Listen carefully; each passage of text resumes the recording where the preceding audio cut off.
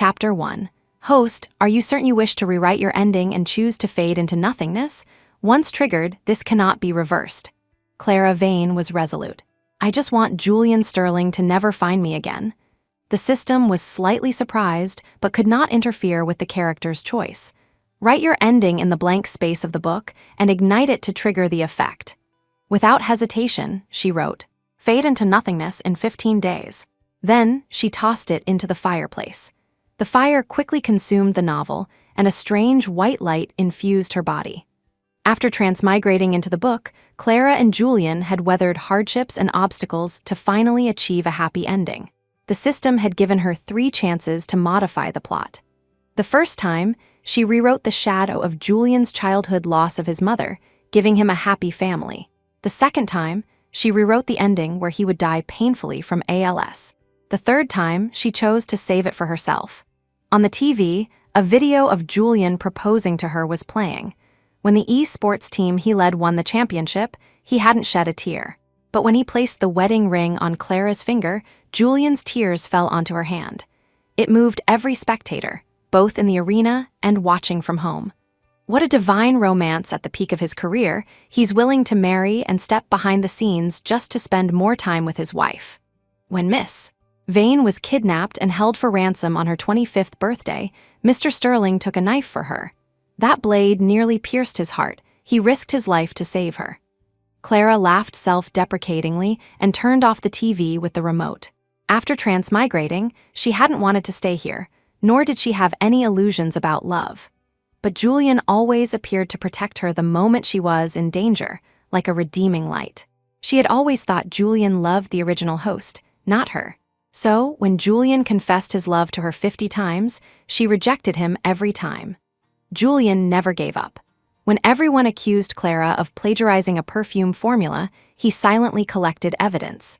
Even when his competitors mailed him bombs and threatened his life, Julian never wavered in his determination to clear her name. Later, when she was kidnapped by her parents' enemies, Julian charged toward her without regard for his own safety, blocking that fatal knife strike. In that moment, she finally realized that Julian loved her, and none of it had anything to do with the original host. Everything she liked, everything she didn't like, Julian had long recorded it all in a thick notebook. When Julian lay in the emergency room, hovering between life and death, Clara looked at his pale face, shed tears, and finally admitted she liked him. Perhaps it was her acceptance that gave Julian the will to restart his heart. Later, she put on a wedding dress and became his bride. Walking into the wedding hall, Clara truly believed that beautiful fairy tales existed in this world. 7 years into their marriage, the whole world thought Julian's love for her was as devout as a religion, that she was Julian's everything, Julian's very life. Clara also foolishly thought they would grow old lovingly together. She had underestimated time. Julian, behind her back, was keeping a mistress in a golden cage, a female streamer from his own esports company. Countless nights, under the guise of handling work, he was with that streamer, engaging in passionate affairs in bed. Every time she received those intimate videos, her heart felt as if it were being torn apart, painful to the point of suffocation. On their wedding night, when everything was over and it was just the two of them, Julian, drunk from his friend's toasts, gazed deeply at her and held her hand. "Clary, I will only love you in this life. Only death can separate us." Speaking with the utmost emotion, he hugged Clara tightly, murmuring in her ear like a man possessed, whispering promises of eternal loyalty. So physical betrayal doesn't count as betrayal as long as there is no divorce. Julian rushed into the house, finding it filled with thick smoke and a burnt smell. "Cough, cough, Clary, what did you burn?" Julian looked anxious, while she sat calmly on the sofa through the hazy smoke. He ordered someone to open the doors and windows and quickly pulled Clara away. "You have pharyngitis. Even a little spice makes you cough for ages. With smoke this thick, do you want to worry me to death if you get sick again?" Clara didn't respond as he pulled her upstairs. "Just let others handle these household chores." "Babe, what did you burn just now?" Clara's gaze fell on the back of his collar, on his neck covered in dense hickeys, trailing down his arm, stopping at his empty ring finger. Does he take off his wedding ring when they are in bed? Julian didn't notice the direction of her gaze and thought she was upset, immediately lowering his posture. Babe, I'm not blaming you. I'm just too worried about you. You know how important you are to me. Clara twitched the corners of her lips. I know, as long as you're not mad at me. Julian asked uneasily, what did you burn just now? Some old things. Julian guiltily glanced at their wedding photo. Finding it still there, he tightened his grip on her hand. Today is your birthday. I booked that restaurant you've always wanted to go to. My birthday? Asked by her, Julian's eyes flickered. I shouldn't have remembered it wrong, right? Clara didn't expose him. Right, because today is your illegitimate daughter's birthday. My birthday was yesterday. Julian took her to the restaurant. The entire private room was meticulously designed with roses and gifts, full of ceremonial atmosphere. She recognized the camera among the gifts at a glance. She had just mentioned it casually once, and Julian remembered. As long as she liked something, with just one look, Julian would buy it for her. Even Clara couldn't believe that a man who cared about her so much had an illegitimate daughter who was already 2 years old. Julian also prepared a Mobius bracelet for her and helped put it on her wrist. This way, we can be together forever. Together forever? Julian, our forever was paused by you long ago. Dinner wasn't even over when he glanced at his phone and said with a face full of apology, Baby, I'm sorry, there's an emergency meeting. I'll be right in the office building across the street. Once I handle it, I'll come back to pick you up immediately. Julian left a light peck on her cheek before leaving. She went to the restroom and passed the neighboring private room. Through the crack in the door, she saw Julian. He lied to her. Julian was celebrating the second birthday of his illegitimate daughter. That was his and Susan's child. Daddy is keeping the bad lady company. Mommy and I waited until the food got cold. The child's tender voice softened Julian's heart. It's Daddy's fault. It won't happen again. Susan leaned on his shoulder, looking aggrieved. I thought your heart only held Clara Vane, and you forgot about us mother and daughter. Julian held his daughter in his arms and coaxed patiently. Daisy and Mommy are both the apples of my eye. Watching the family of 3 enjoying themselves, Clara suppressed the trembling pain in her heart. Daisy was already 2 years old. She had long been the superfluous one. She forced herself to walk away quickly, but pain never let her go. Susan sent her 2 pictures. The first was a happy photo of their family of 3. The second was a DNA paternity test report for Julian and Daisy. Result: biological father and daughter. Daisy is already 2 years old. As a child's mother, I will spare no effort to fight for a happy family for my daughter. Since you can't give birth, please don't deprive others of the right to be a father. Julian loves children. When we were most passionate in bed, he said he wanted me to give him another son. If I were you, I would have the sense to give up the position of Mrs. Sterling. Her heart was wrenched into a knot, hurting so much she could hardly breathe. Being loved hypocritically, being deceived for so long it turned out it was all a mistake. At 8 in the evening, Julian called to inform her, Baby, I'm not done here yet. I'll ask the driver to take you back first. When she returned home, her mother-in-law, Catherine Sterling, sat on the sofa with her arms crossed. On the table lay a bowl of herbal tonic and a divorce agreement. Drink this bowl of medicine. If your stomach still disappoints us, sign the divorce papers next time. Can't even give me a grandson. Even a granddaughter would do. 7 years and not a single movement. Useless.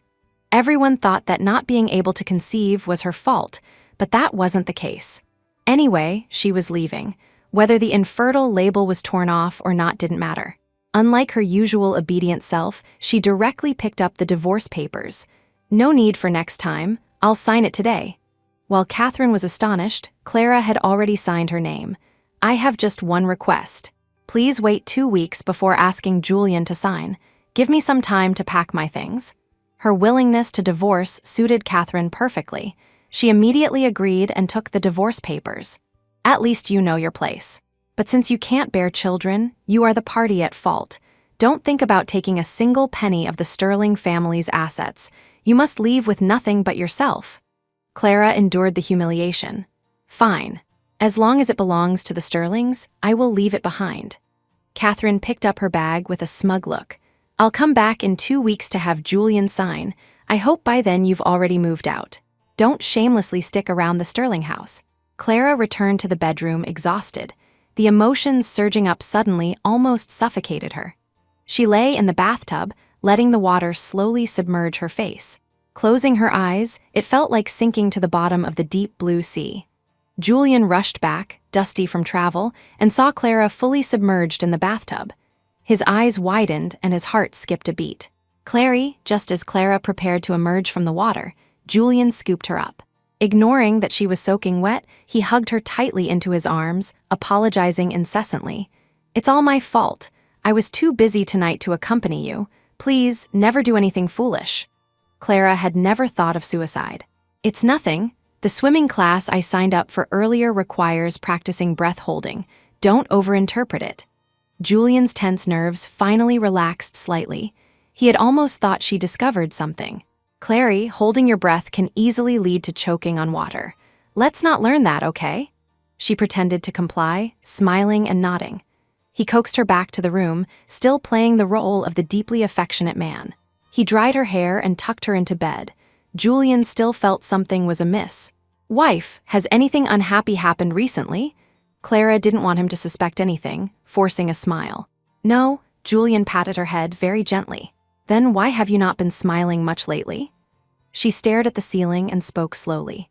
"During the day, a client told me that after years of marriage, she hadn't gotten pregnant and her husband had an illegitimate child outside. She asked me what to do."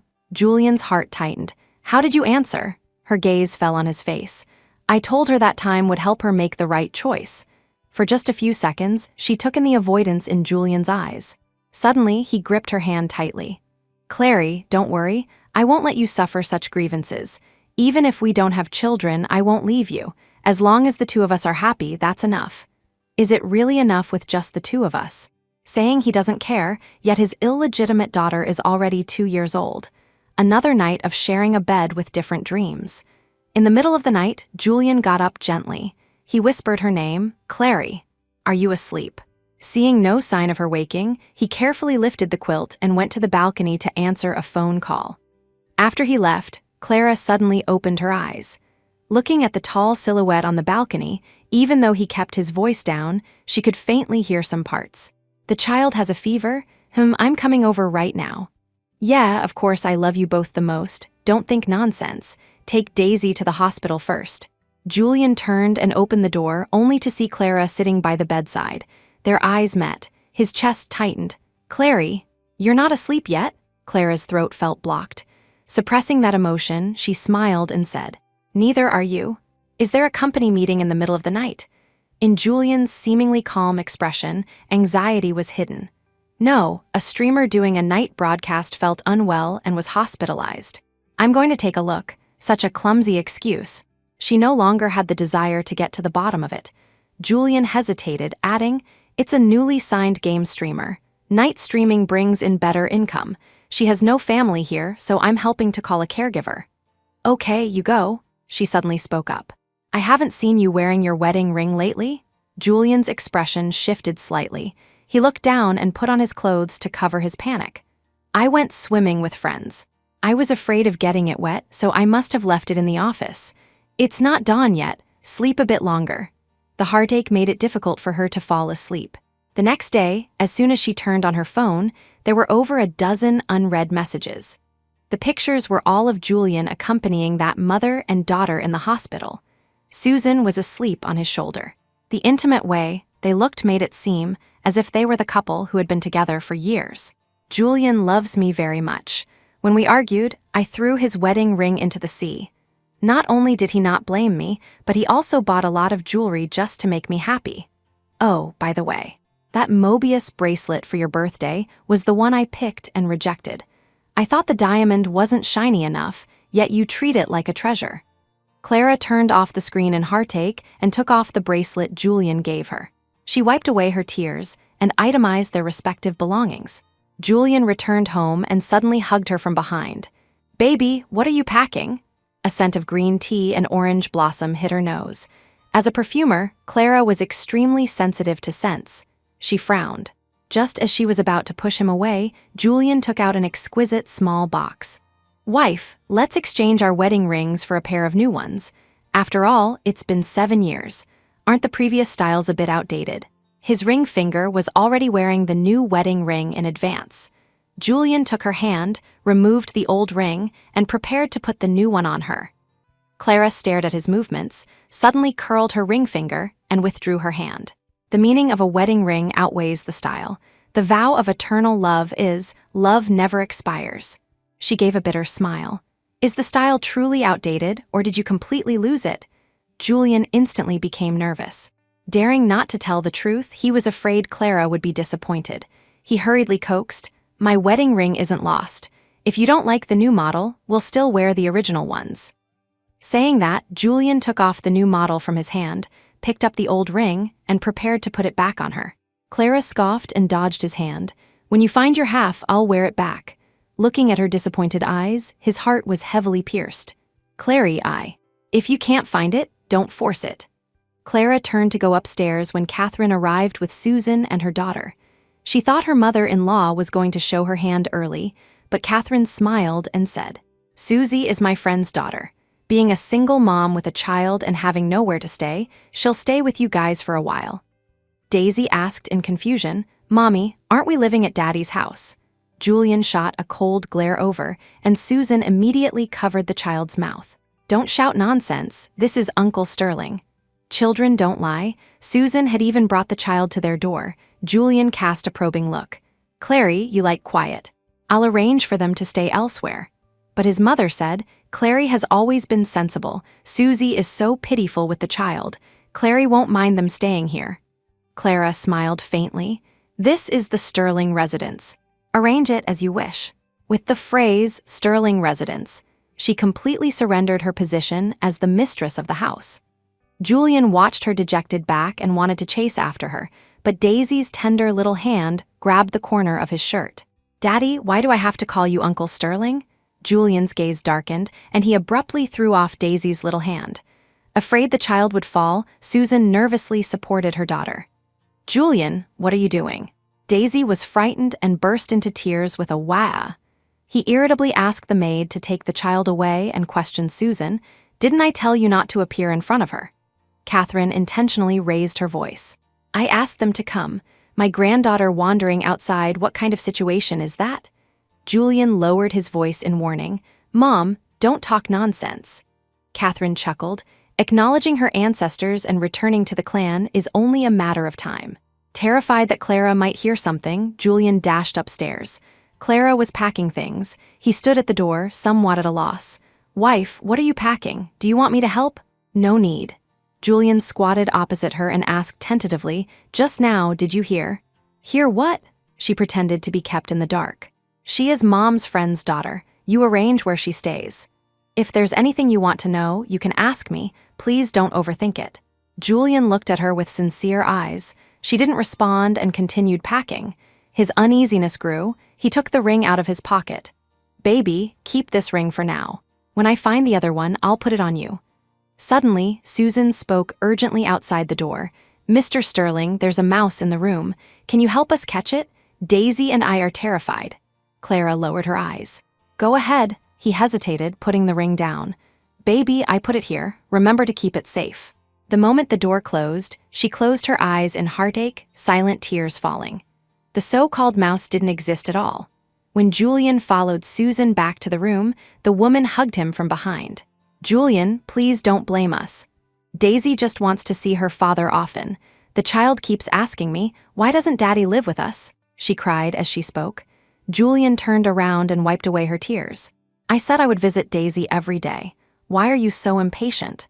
I know pushing like this seems deliberate, but this really was Aunt Catherine's idea, but..." Her voice suddenly became coquettish. "If Master is angry, then punish me." Susan took off her jacket, revealing the sexiness underneath, and handed him the leather whip in her hand. The stimulation came too violently. Julian could hardly control himself. His Adam's apple bobbed gently, and his eyes became chaotic. Although he was in his own home and had scruples in his heart, he still couldn't overcome the temptation and provocation. Clara sat in the backyard, listening to the gasping sounds coming from a certain room. Her heart felt like it was being cut by a knife. She flicked the lighter and ignited the love letters and cards Julian had given her. The dancing flames reflected in her pupils. The beautiful past was like a sharp blade, and the words on the cards turned into distant voices. Like screaming vows, but things had long changed, and people were no longer the same. Clary, the day our team wins the championship, I will propose to you. Except for death, nothing can separate us. Clary, I love you forever. The uncontrollable heartache boiled frantically in her blood, making it almost unbearable. Clara covered her mouth tightly to stop herself from crying out loud. A handful of sand suddenly smashed onto her face. Clara looked up. Daisy's tender yet stubborn little face appeared before her. Bad woman, you stole my daddy?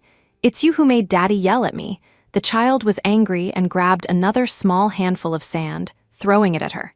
Bad woman, Clara wiped away her tears, suppressing the anger in her chest. She took out the marriage certificate, that was the last thing left unburned in the box, and opened it for Daisy to see. Did your mom get this certificate with him? The child glanced at the photo. In her eyes, it was just a photo of Daddy and a bad auntie. Daisy's little flame of anger ignited. Bad woman? You are just a bad woman, Clara laughed self-deprecatingly.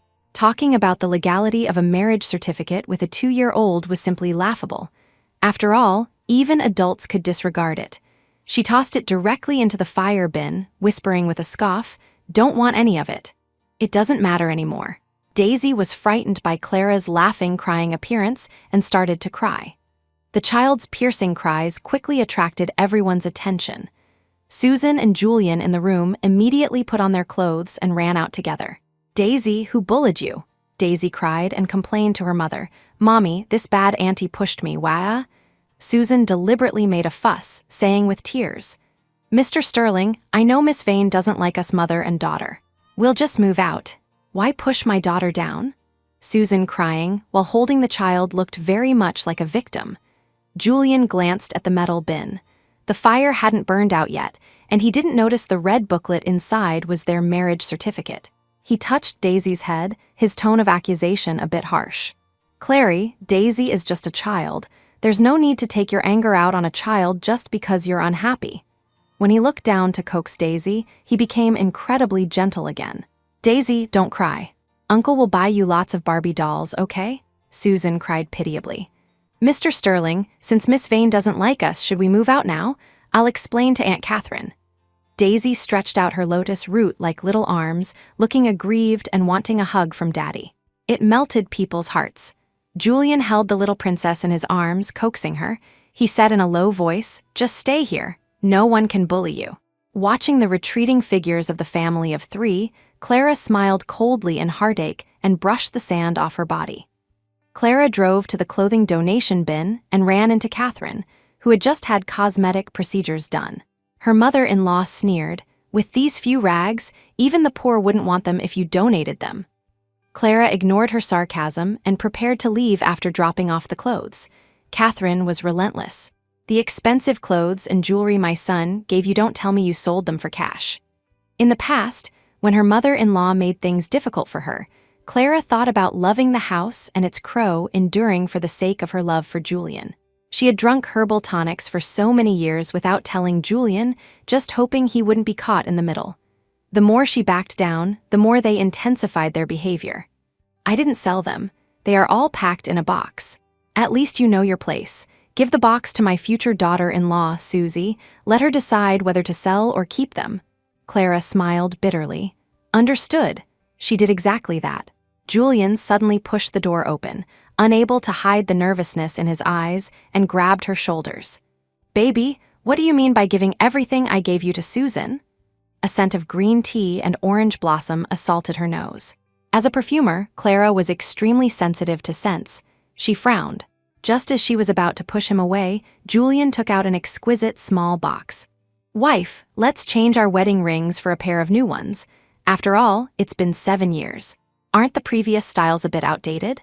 His ring finger was already wearing the new wedding ring in advance. Julian took her hand, removed the old ring, and prepared to put the new one on her. Clara stared at his movements, suddenly curled her ring finger, and withdrew her hand. The meaning of a wedding ring outweighs the style. The vow of eternal love is, love never expires. She gave a bitter smile. Is the style truly outdated, or did you completely lose it? Julian instantly became nervous. Daring not to tell the truth, he was afraid Clara would be disappointed. He hurriedly coaxed, my wedding ring isn't lost. If you don't like the new model, we'll still wear the original ones." Saying that, Julian took off the new model from his hand, picked up the old ring, and prepared to put it back on her. Clara scoffed and dodged his hand. "When you find your half, I'll wear it back." Looking at her disappointed eyes, his heart was heavily pierced. If you can't find it, don't force it." Clara turned to go upstairs, but Catherine arrived with Susan and her daughter. She thought her mother-in-law was going to show her hand early, but Catherine smiled and said, "Susie is my friend's daughter. Being a single mom with a child and having nowhere to stay, she'll stay with you guys for a while." Daisy asked in confusion, "Mommy, aren't we living at Daddy's house?" Julian shot a cold glare over, and Susan immediately covered the child's mouth. "Don't shout nonsense. This is Uncle Sterling." Children don't lie. Susan had even brought the child to their door. Julian cast a probing look. "Clary, you like quiet? I'll arrange for them to stay elsewhere." But his mother said, "Clary has always been sensible. Susie is so pitiful with the child. Clary won't mind them staying here." Clara smiled faintly. "This is the Sterling residence. Arrange it as you wish." With the phrase, Sterling residence, she completely surrendered her position as the mistress of the house. Julian watched her dejected back and wanted to chase after her, but Daisy's tender little hand grabbed the corner of his shirt. "Daddy, why do I have to call you Uncle Sterling?" Julian's gaze darkened, and he abruptly threw off Daisy's little hand. Afraid the child would fall, Susan nervously supported her daughter. "Julian, what are you doing?" Daisy was frightened and burst into tears with a wah. He irritably asked the maid to take the child away and questioned Susan. "Didn't I tell you not to appear in front of her?" Catherine intentionally raised her voice. "I asked them to come. My granddaughter wandering outside, what kind of situation is that?" Julian lowered his voice in warning. "Mom, don't talk nonsense." Catherine chuckled. Acknowledging her ancestors and returning to the clan is only a matter of time. Clara didn't want Julian to rummage through the boxes and discover she was leaving. "I burned it." Julian looked at her in disbelief. "Baby, you must be joking, right?" She lowered her eyes. "I accidentally burned it. I was afraid you'd be angry, so I didn't tell you in time. What do you need it for?"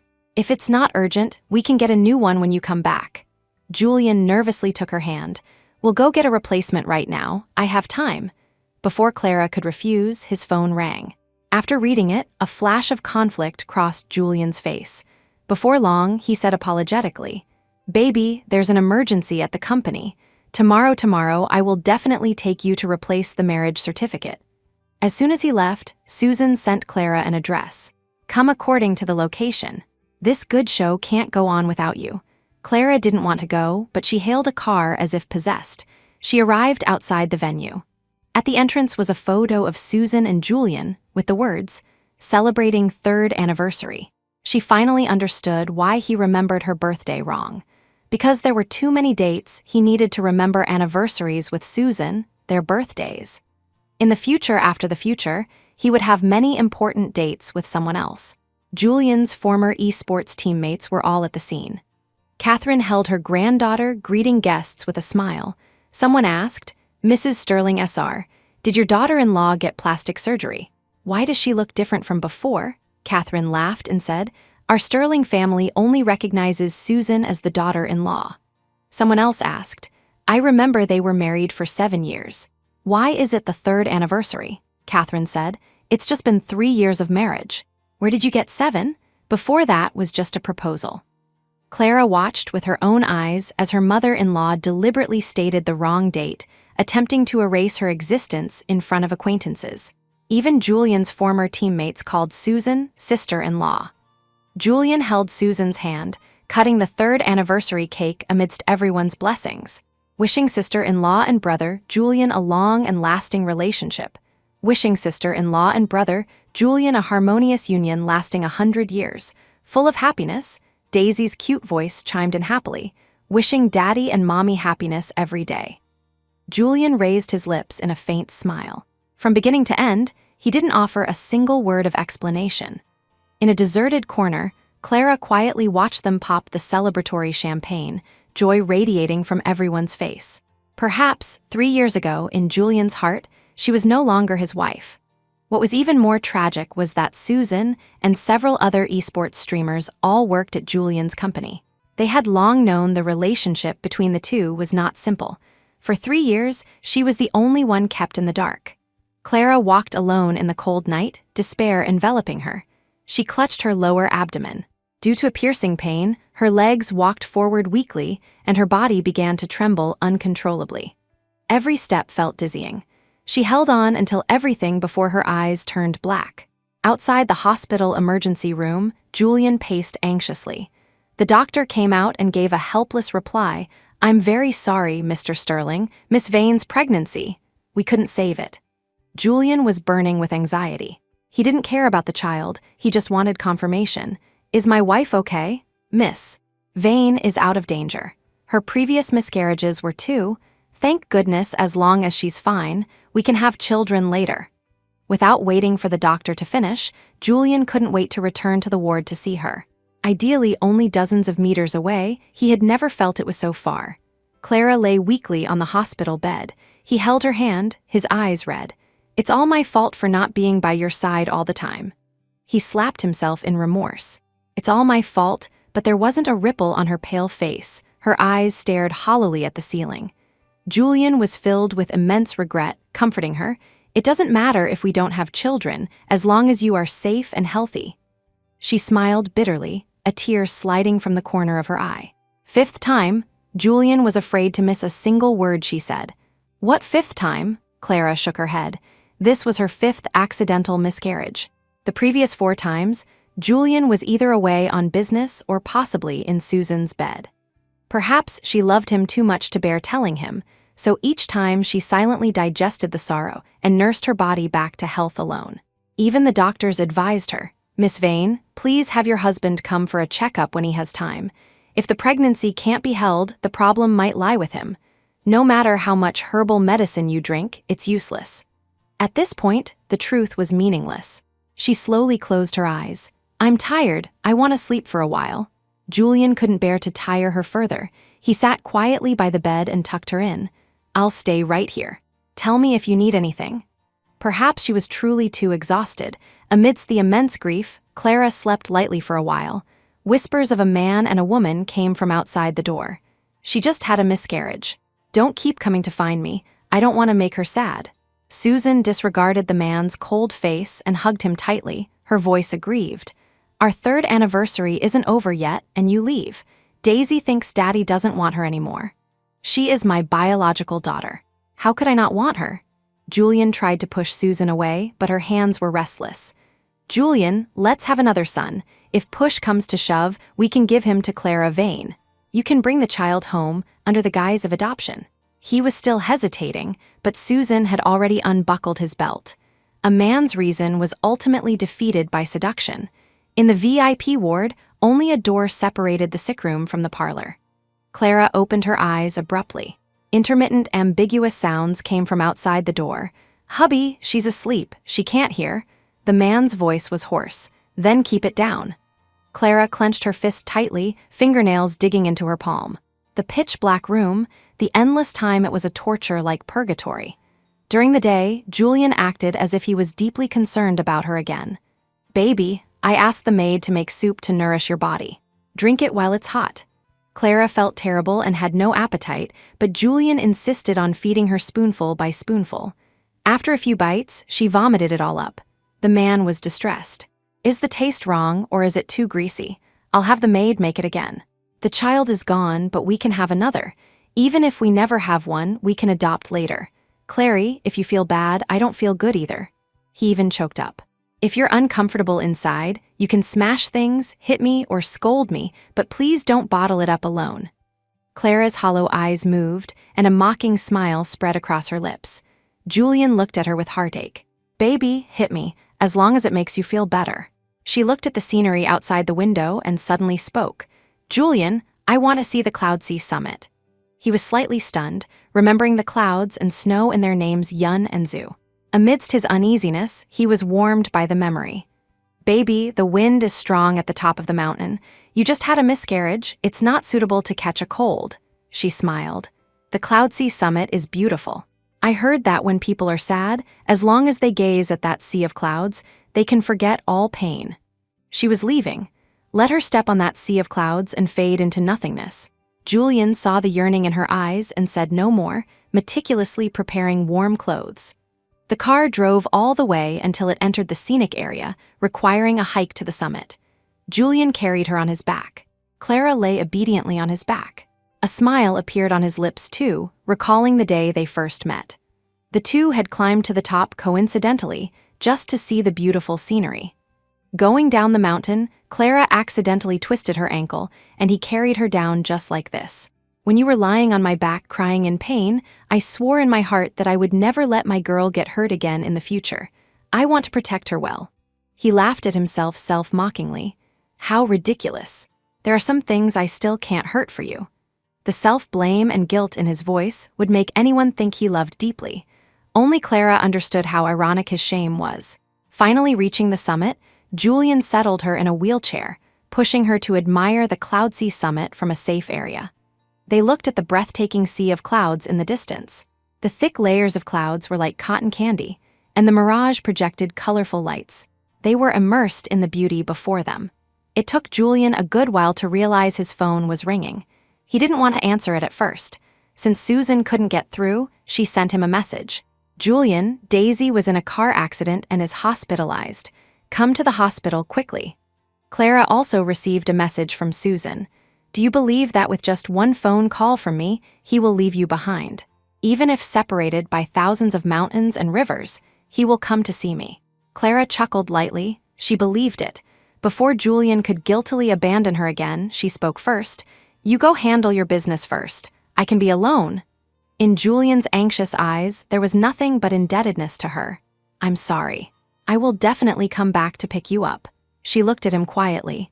Do you remember what you said to me on our wedding night? Julian's heart tightened. You said only death can separate us. Julian's eyes turned red. He knelt on one knee, holding her hand tightly with a deep gaze. Baby, I really love you. We'll go replace the marriage certificate tomorrow, and the wedding rings will wear them back too. Julian looked at the sea of clouds, afraid that once he left, this beauty would turn into a gentle trap. People who have seen the Cloudsea summit say one thought is the mortal world and one thought is heaven. Clary, I'll be back very soon. Please stay in the mortal world for me. Clara smiled. It was clearly such a gentle smile, yet he couldn't feel any warmth. Instead, he felt extremely uneasy inside. Julian turned and left in the opposite direction. After he walked far away, she glanced at her phone. Time is up. She stood up from the wheelchair and walked toward the sea of clouds. Julian Sterling, I am going to a place where you will never find me, a place where your lies no longer exist. She wanted him to never find her. The mortal world with him was too painful. Heaven was the release. For the rest of his life, let him carry this regret and search with a broken heart. Clara stepped onto the clouds and missed, her whole body suspended above the clouds. In the most beautiful sea of clouds, her body gradually turned into wisps of green smoke, drifting away with the wind. When Clara opened her eyes again, she had returned to the original world. The last page of the novel in her hand was the ending she had rewritten. Looking at the story now, all that remained for her was heartache. She burned the book, welcoming a new life. However, in the Children's Hospital of High City, the atmosphere was grim and terrifying. This is the car accident you talked about? Julian glanced at his daughter's elbow. It was just a scrape, not even bleeding. Susan wiped her tears hypocritically. Daisy is only 2. Even if there's no blood, what if the bone is hurt? He darkened his face. How much trouble can a bump from a child's bicycle cause? Julian, he dodged Susan's hand.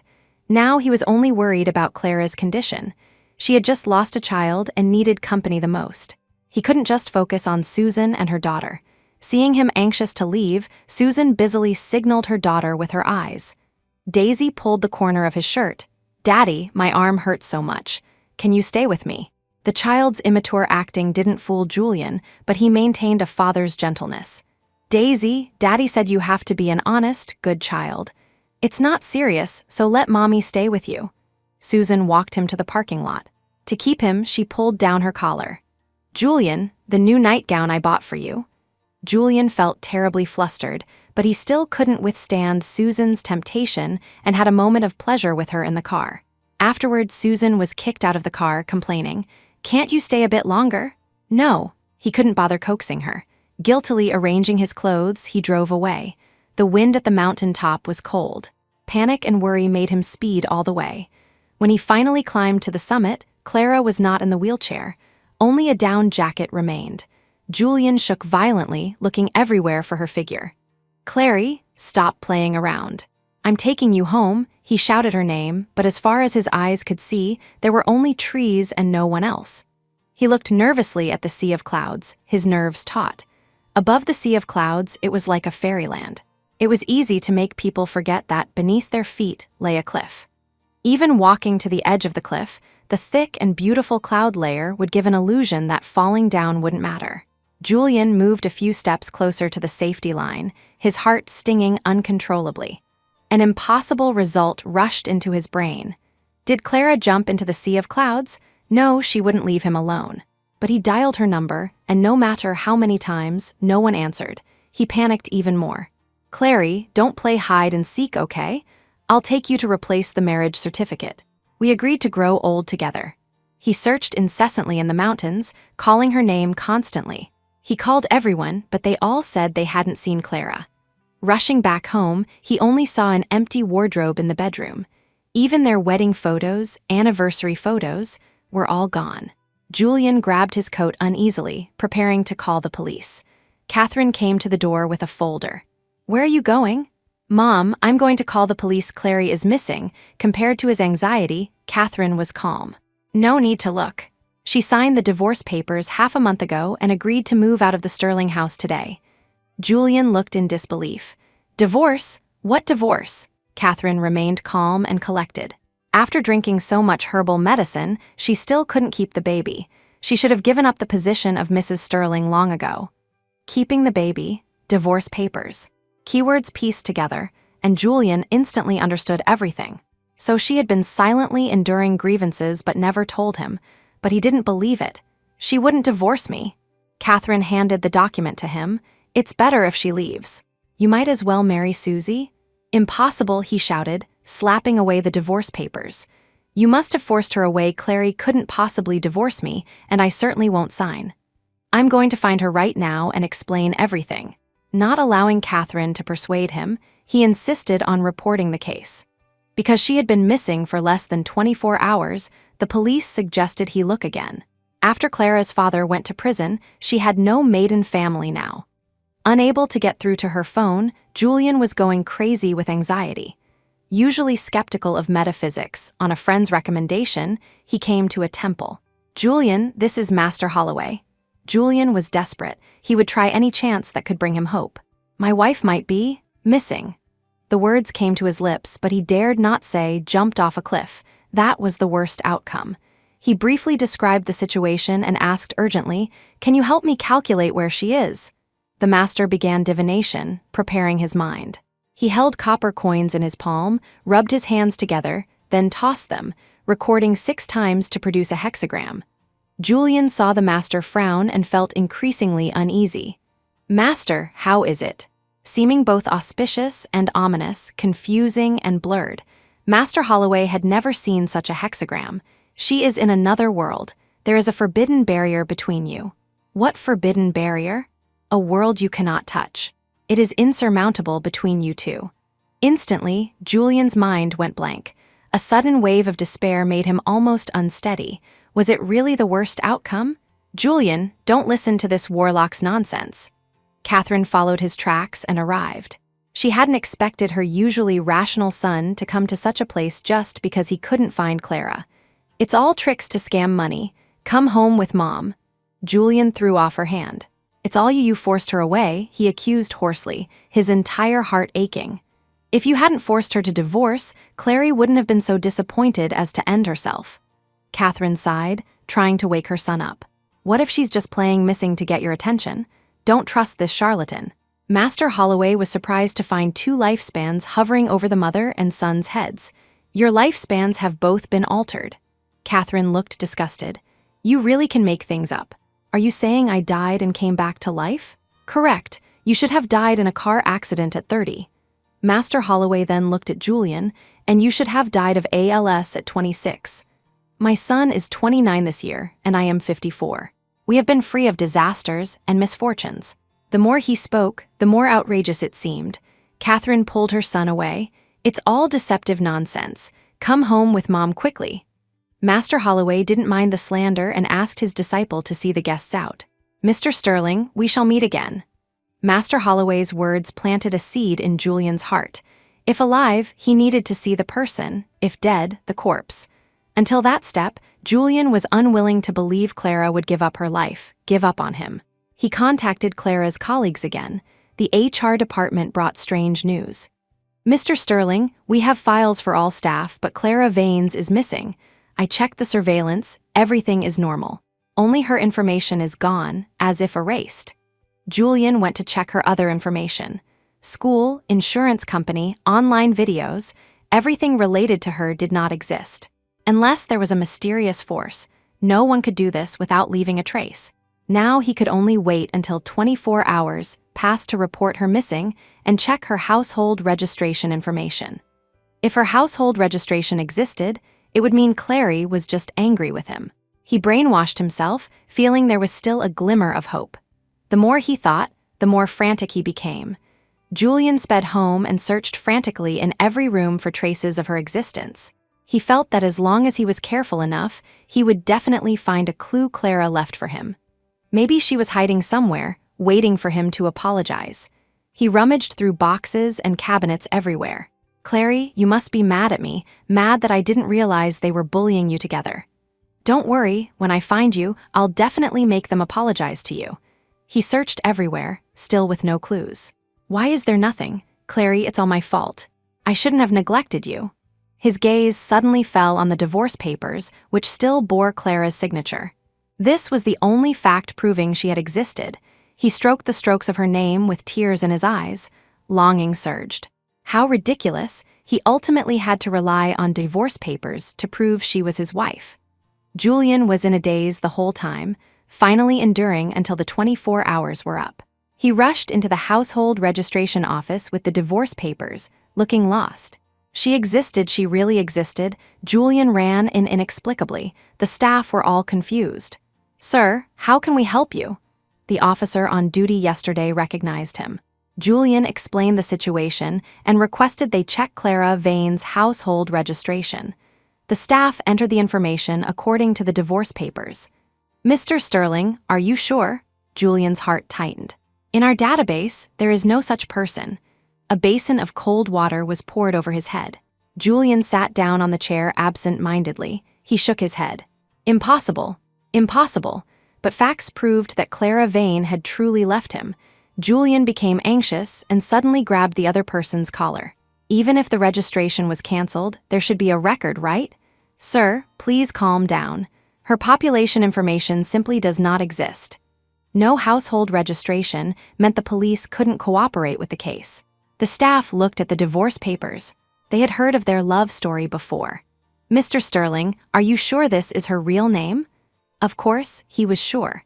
She used the identity of Clara Vane to register their marriage and travel around the world with him.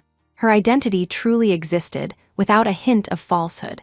"Mr. Sterling, how about this? Call a few friends to verify it together." Knowing her disappearance was abnormal, Julian still wanted to grasp any chance. He contacted friends from the esports team to come over. Some confused people mistook Susan for Clara. "Julian, stop joking. Sister-in-law is playing games in the live broadcast room. Didn't Julian just celebrate the 3rd anniversary? The child is 2 years old. How could sister-in-law be missing?" Several people who had seen Clara many times looked at Julian with frowned brows, hesitating on how to say who the real sister-in-law was. Julian drove out the ignorant ones and confessed the truth to the police. He admitted his betrayal during marriage.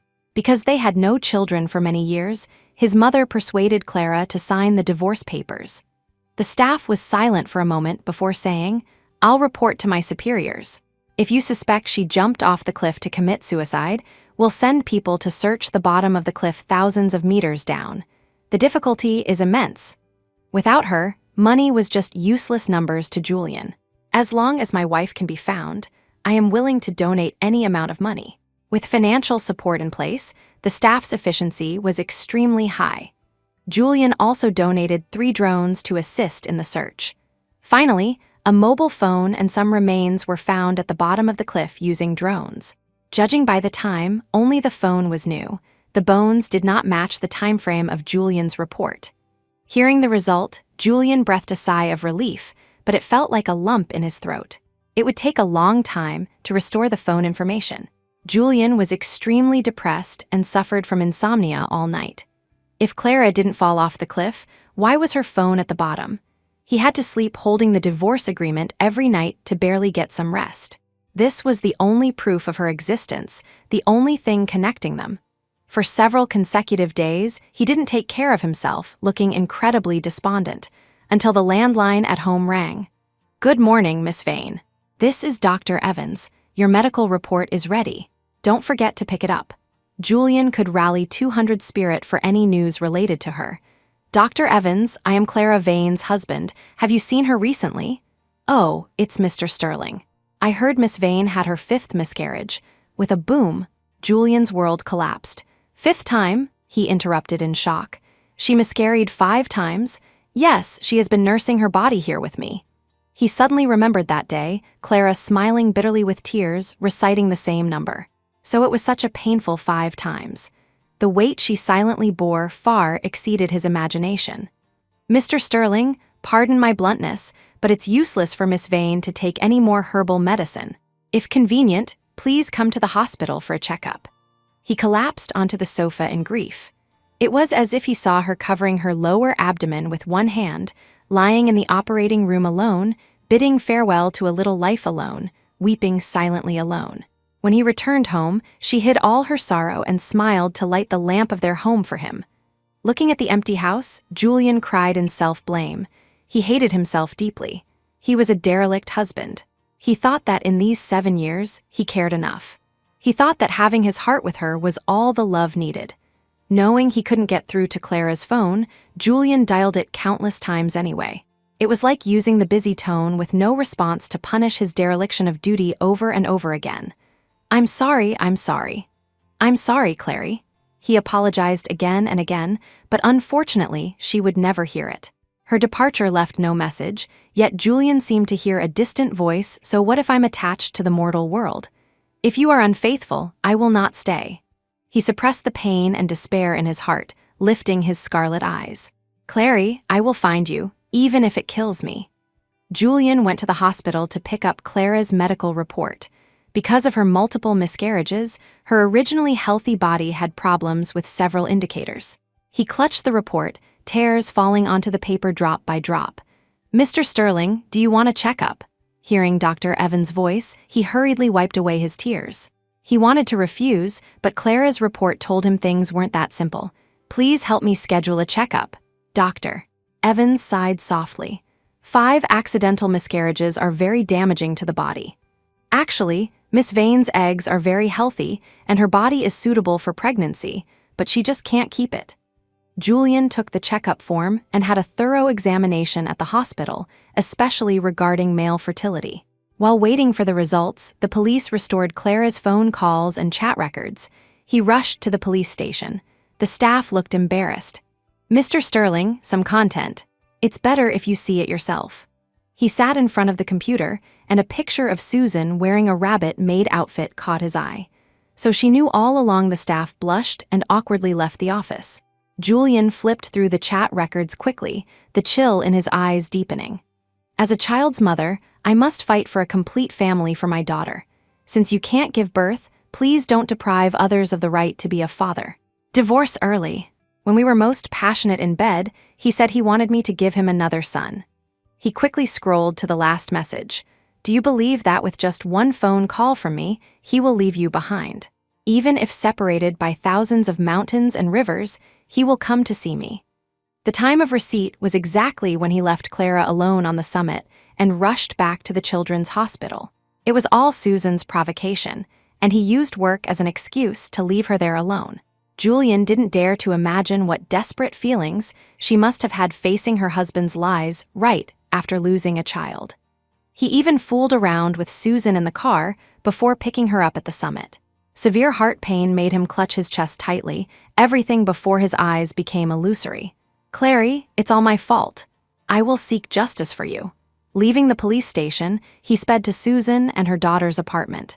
Susan greeted him with a smile, but saw Julian's angry face. Julian, what's wrong?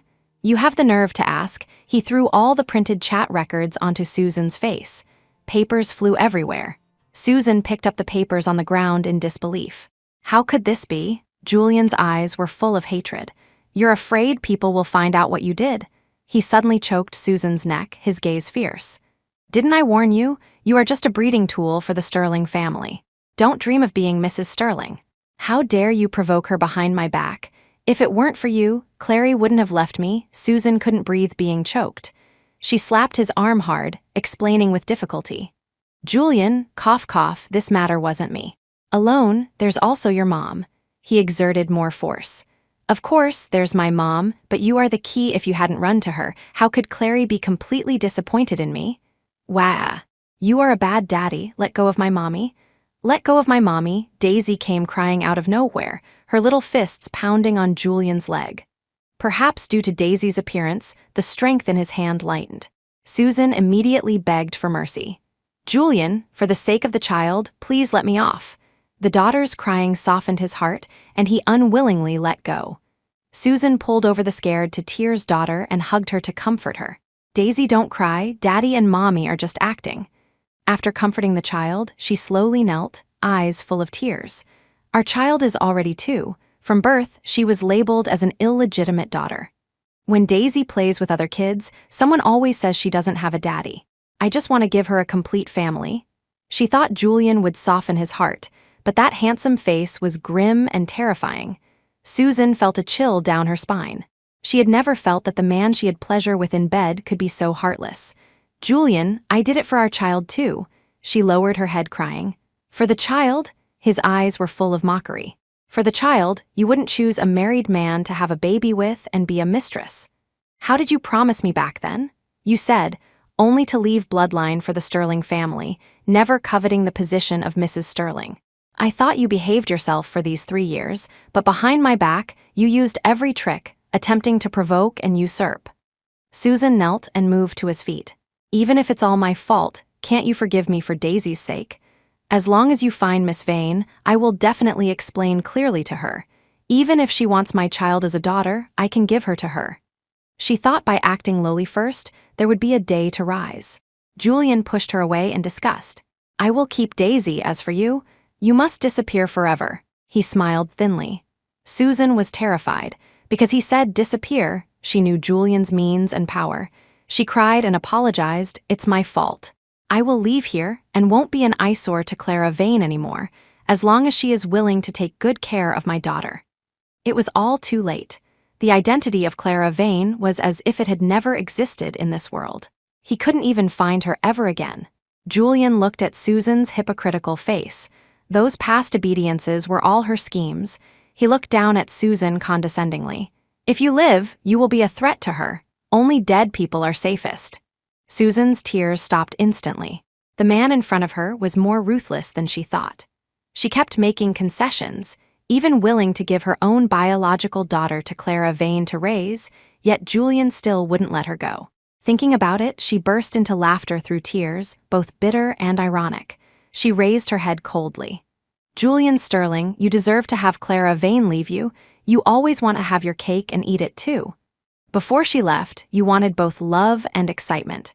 After she left, you want both her and for her to raise someone else's child for you. The one who truly deserves to die is you. It's your selfishness that pushed her away. Slap. A palm landed on Susan's face. She covered her face, looking at the gloomy Julian, and sneered. Hit a nerve because I was right? Since she couldn't live well, might as well break the net along with the fish. Julian Sterling, if you dare hurt me, I will make our affair public. Let everyone see how hypocritical the devoted Mr. Sterling is behind the scenes. The enraged man choked Susan's throat again. Catherine suddenly appeared and pushed her son away. What can't be discussed properly? Why resort to threatening each other? With someone protecting her, Susan complained aggrievedly. Aunt Catherine, even if I have thousands of faults, I am Daisy's mother. Julian actually wants me dead. Catherine advised. Julian, Clara initiated the divorce. Just marry Susie. Impossible, his voice was resolute, leaving no room for turning back. The chat records are right here whether she initiated it or you guys forced her, you know perfectly well. Catherine finally noticed the papers scattered on the floor. Son, about this? Enough, I don't want to hear your explanations. Mom, you disappoint me too much. 7 years ago, I brought Clary to meet the parents. You chose her as your daughter-in-law at first sight. During that time, you treated her even better than me. Just because there were no children, you forced her to drink herbal medicine and try all kinds of disgusting folk remedies, making her suffer torment. For me, she endured silently alone, yet you guys intensified your actions. Catherine, thinking she was acting for her son's sake, ended up being blamed.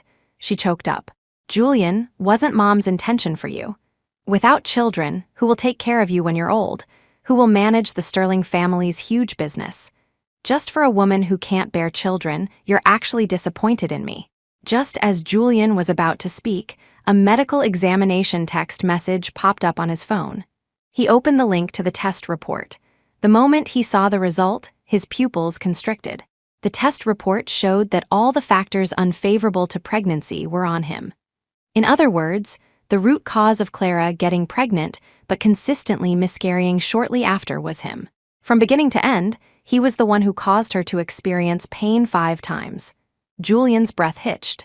He gripped the phone tightly, lifting his scarlet, cold eyes, revealing a chilling hostility. Susan, stared at by him, quickly hid behind Catherine. Take Daisy to the hospital. Hearing Julian's order, the bodyguard immediately snatched the child from the maid. Don't touch my child, Susan rushed forward quickly, not knowing what he was going to do, only knowing they couldn't take the child away. She grabbed her daughter's small hand tightly. With the adults making such a fuss, Daisy burst into tears with a wah. Mommy, Daisy is scared. The bodyguards were rough. Susan was afraid of hurting the child and didn't dare snatch forcefully, only crying and shouting. Let go of my child, the situation was a mess. Catherine was so angry she wanted to slap her son. Julian grabbed her wrist. Mom, stop adding to the chaos in this matter. Catherine couldn't break free and became even more annoyed. Julian Sterling, I'm your mother. I can't even control you anymore. Daisy is my granddaughter. Let's see who dares to take her away. Julian ignored his mother's warning and signaled the bodyguards. Take her away for a DNA paternity test. Upon hearing this, Catherine was shocked. She didn't even notice her son letting go of her wrist. Paternity test? Her gaze turned to Susan, who was equally shocked. Only hidden guilt lay in Susan's eyes. Daisy isn't a child of our Sterling family. No, it's not like that. Susan immediately knelt before him. Julian listened to my explanation. Shut up, he shouted coldly. I don't need your explanation. The paternity test will prove everything. If she isn't my daughter, you mother and daughter get out together. Susan wanted to explain more, but Julian had already left resolutely. She collapsed entirely, slumping on the ground like a pile of mud. How on earth did he find out? Catherine looked disappointed. The paternity test you gave me back then was forged? Susan was covered in tears and snot, her lips moving, but she couldn't say a word. Several hours later, Julian sat in a chair, looking at the test result, no blood relation. He lowered his head in heartache, silent tears falling onto the ground drop by drop. His guilt toward Clara reached its peak. Bad daddy? You are a bad daddy. Daisy, who had blood drawn, was crying and making a scene, her small hands hitting his body randomly. But he couldn't hear the noise, only intense regret that could never be made up for. Bad daddy, you are just like that bad woman. You are all bad people bullying mommy. Finally, the piercing cry pulled him back from the abyss of pain. Julian grabbed Daisy abruptly. The child was so scared she cried even louder. He glared coldly. Stop crying. Daisy was scared into instant silence. Is this how Susan teaches you usually? The bad woman you talk about is my lawfully wedded wife. Your mother is the third party. She even forged our paternity relationship. Your mother is the thoroughbred bad woman. Julian knew he shouldn't be serious with a child. But Susan instigated her daughter to call Clara a bad woman, despicably corrupting the child and smearing his wife. He didn't allow it. Daisy was terrified, not daring to cry out loud, tears falling as her shoulders twitched. After all, having lived together for 2 years, Julian took a breath and softened a bit. Don't call me daddy anymore. I am not your father.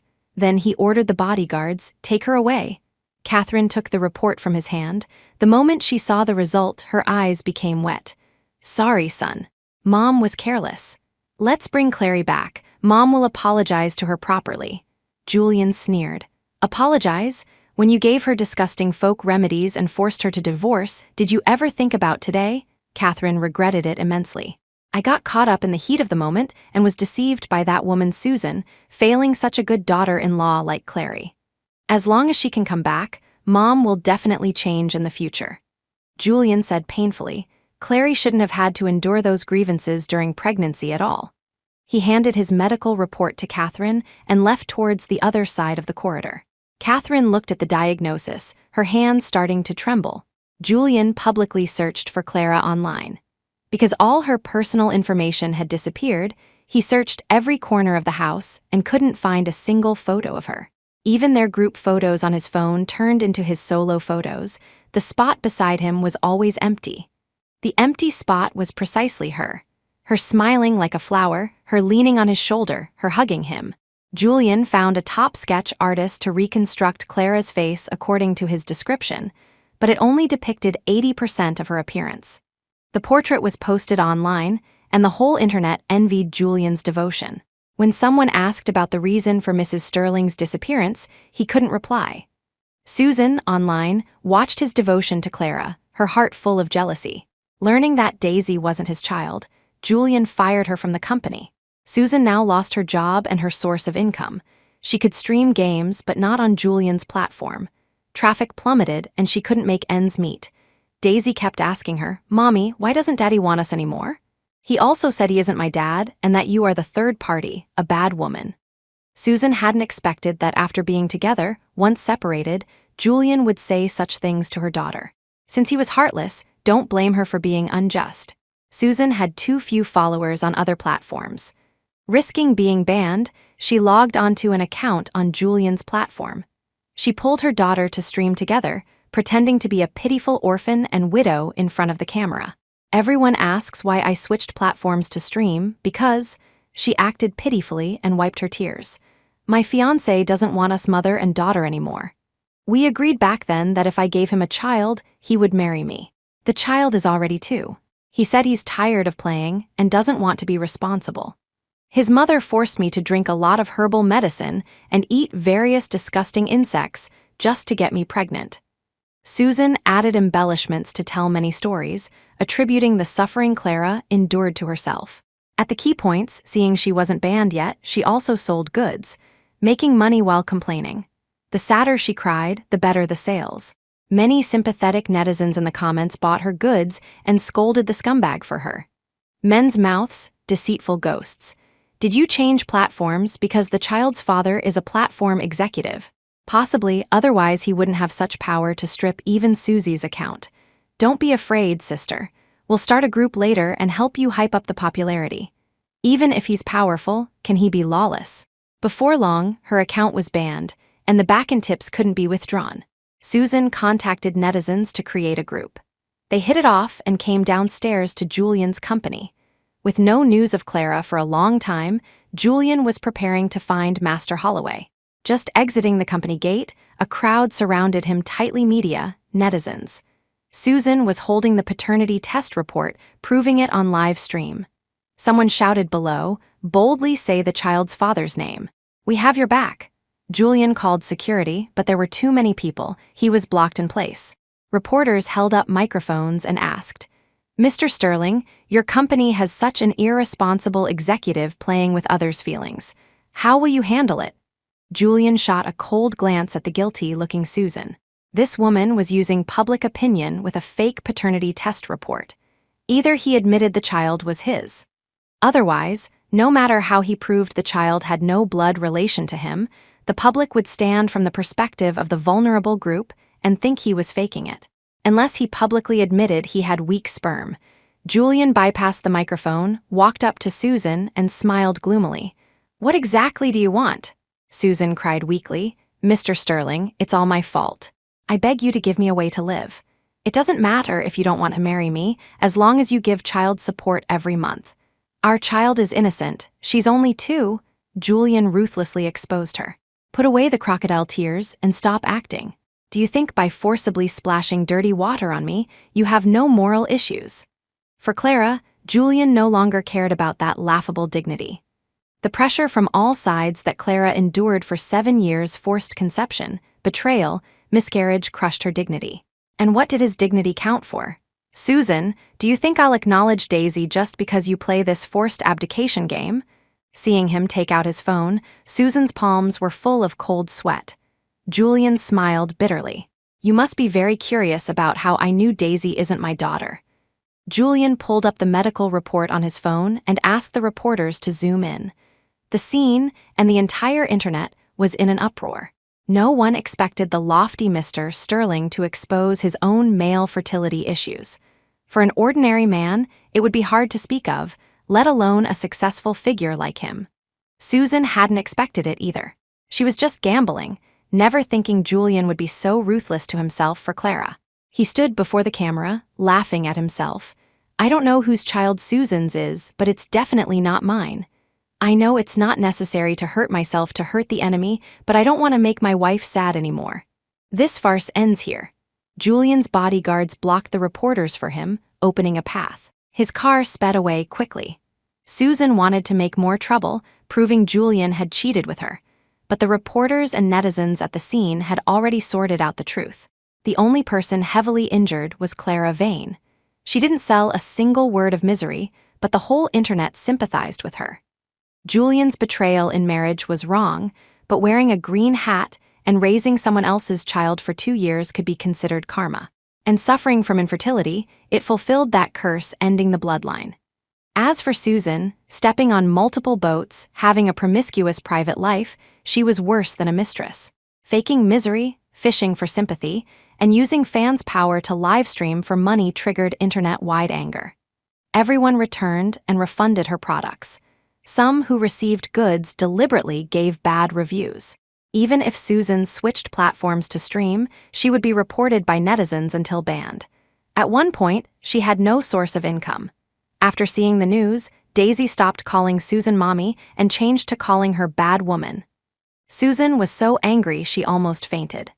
That day, just as Julian got in the car, Catherine, who was watching the live stream, called anxiously.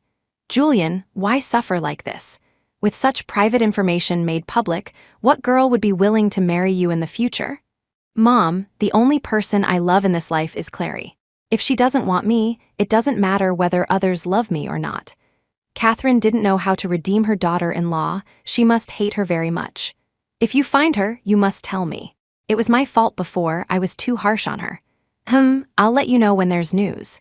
Julian wasn't even sure where she was. Did he still have a chance to apologize? All the bizarre information left him with only supernatural choices. He visited Master Holloway again. The master was meditating in the main hall. Sensing someone approaching, Master Holloway opened his eyes. As if expecting he would come again. Mr. Sterling, please sit. Julian sat opposite him and stated his purpose directly. Master, regarding the barrier between her and me you mentioned last time, is there any possibility of breaking it? I want to find my wife. No matter the price, I am willing to try. Master Holloway stopped fingering the prayer beads and looked up at him. Mr. Sterling, breaking the boundary requires a huge price. Let go of the obsession and let her go too. He didn't think this was an obsession. He just wanted to say sorry to her properly and make amends as best he could. He told Master Holloway about their past. The first time he met Clara Vane, he felt she was very different. Without introduction, she knew everyone's name and identity.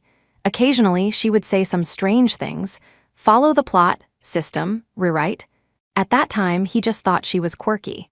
Even when kidnapped, she could smile and bargain with the kidnappers, seemingly not afraid of death at all, even looking forward to dying.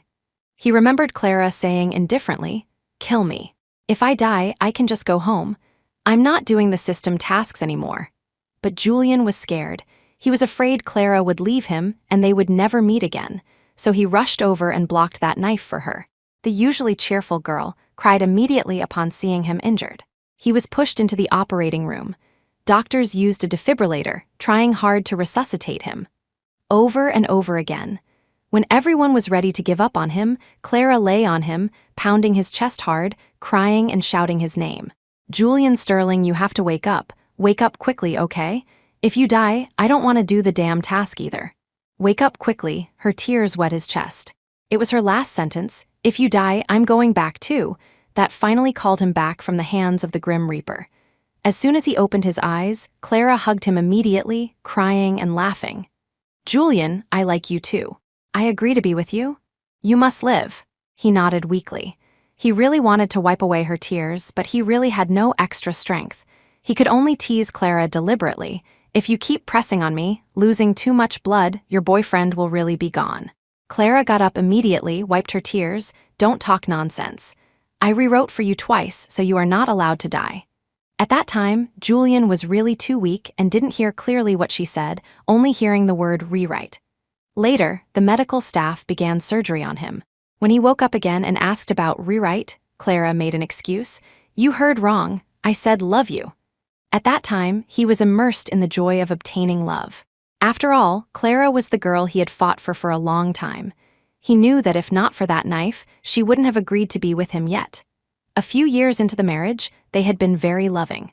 Unknown when, the once lively and cheerful girl became quiet and gentle. She rarely had that hearty laugh anymore, and the happiness in her brows became introverted. When he asked, Clara only said, people always grow. Years will settle a flamboyant personality. She was so steady that he began to fear losing her. It was also at that time that Susan walked into his world. Susan was very much like Clara before marriage, often having quirky ideas, enthusiastic and cheerful. Looking back now, Julian realized what exactly changed Clara's personality. It was the betrayed marriage, the domination of forced procreation. Master Holloway listened throughout, seeing the emotions on his face, sometimes happy, sometimes lost, sometimes regretful. He could feel Julian's feelings for Clara were very deep. He smiled bitterly. Master Holloway, that day you said I should have died of ALS at 26, and my mom should have died in a car accident long ago. The person who changed my fate was perhaps my wife. Please, help me find her. His voice trembled a little. Master Holloway became serious. Mr. Sterling, breaking the barrier once costs 10 years of your lifespan. Even if you see her, you will no longer be 29, but will appear before her looking 39. Moreover, each time you can only stay in her world for one day, then you must return here. Are you sure she can forgive and accept you who is 10 years older every time you meet? Unexpected conditions made Julian's brain buzz. Although he was prepared to give his life to find her, he didn't expect it to be via accelerated aging. Master Holloway had done good deeds and helped others all his life. Harming human lifespan really went against his original intention. Mr. Sterling, even if the 39-year-old or 49-year-old you looks acceptable, how will you face her at 59 or 69? Is exchanging 10 years for one day worth it? Julian's trembling hands clenched into fists tightly. Nails digging into his palms, he still felt no pain. He hated it so much, hated that his betrayal led their relationship to this day. Life couldn't return to the first meeting. The last meeting might be forever. His throat tightened, but he became more determined. Please help me, even if only once. Tears slid from his handsome face. Just let me see her one more time. Master Holloway originally thought he could dissuade him, but he didn't expect Julian's obsession to be bone deep. The master frowned and stood up. Mr. Sterling, I cannot help you with this. Please leave. Julian begged bitterly. Please help me. As long as I can see Clary once, these 10 years are not that important to me. Without her, giving me 10 more years would just be wasted in vain every day. I am willing to exchange 10 years of lifespan. For me, it is worth it. Master Holloway asked his disciple to see the guest out and left with a flick of his sleeves. Blocked outside the temple gate, Julian took out a check for Master Holloway's young disciple, eyes full of earnestness. I'll donate money to the temple. I help you, you help me too. Mr. Sterling, Master said to let go of your obsession. The little disciple closed the heavy gate unbearably. Julian clutched his aching chest tightly, finally unable to hold back, crying and roaring out loud. In the silent temple grounds echoed overwhelming despair. The brother who introduced Julian here watched him collapse in pain and came over to comfort him with a wrenching heart. Julian, let's go back first and think of another way. What other way could there be? All evidence proved that Clara had completely disappeared from his world. Julian could only hold the portrait restored by the artist to alleviate his longing for her. His fingers traced her contours as if he could touch her face this way. The things Clara left behind were all the things he had given her. He accidentally found her wedding ring inside. Julian's eyes filled with hot tears, holding it preciously in his palm. "Clary, I'm sorry. I'm sorry." From the day he lost the wedding ring, he had completely lost her. Julian strung her wedding ring into a necklace and wore it around his neck. He sat dejectedly on the floor, leaning against the sofa, bottles of spicy alcohol pouring down his throat. His heartbroken brothers brought several girls to the door.